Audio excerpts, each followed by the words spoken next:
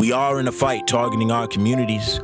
Not a war with guns and knives, but with smooth, strategic words. Still, the costs will be our lives if the voice of truth's not heard. I'm here with Sasha McClean today. She's the executive director with Archway Academy in Houston. And Archway Academy is a recovery high school. And today we're talking about coping with quarantine and really strategies that people can put into place. What kind of strategies can they use to help them, not lean on substance abuse? Well, this is kind of the perfect storm experience where many of us who have been kind of like white knuckling it, like just barely keeping it together, are experiencing kind of an overflow now of stress, anxiety, fear. All of this stress and fear and anxiety is bubbling it now up to the surface. This one's going to sound silly, or silly because it's so simple, but structure and routine. 100% structure and routine. Normally, structure and routine has been created for us by our employers or our school or something else.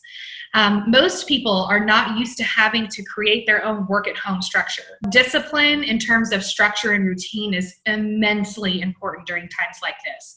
So I'll share with you some things that I'm doing that sound silly when I say them out loud, but I know that the full spectrum of this behavior is important to me. So I'm getting up at the same time every day. I'm not getting up when I feel like getting up. Or like, did I sleep long enough? Or every day I'm getting up at the same time. That routine is very important for my mental health.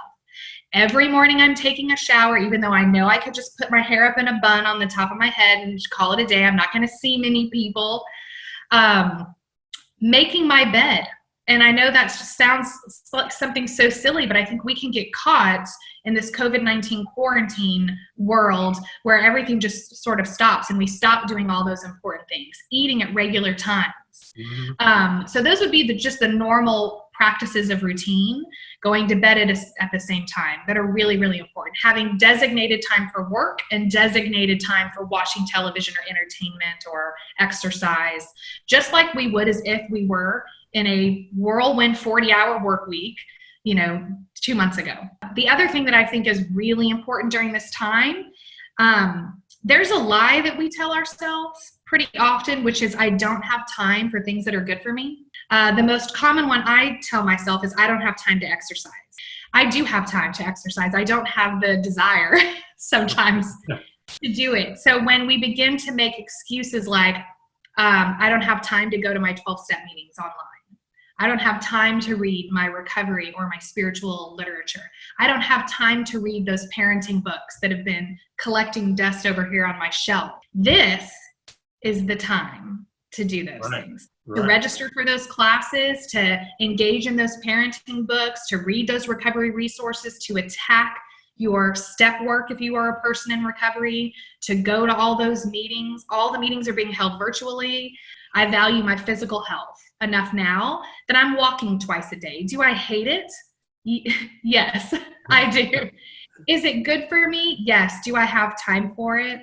Absolutely. And I hope that many of us start healthy routines because of COVID-19 and then continue those healthy routines because we begin to see the mental health or the spiritual benefits of some of these things that we've never had time to do that we created time to do during quarantine.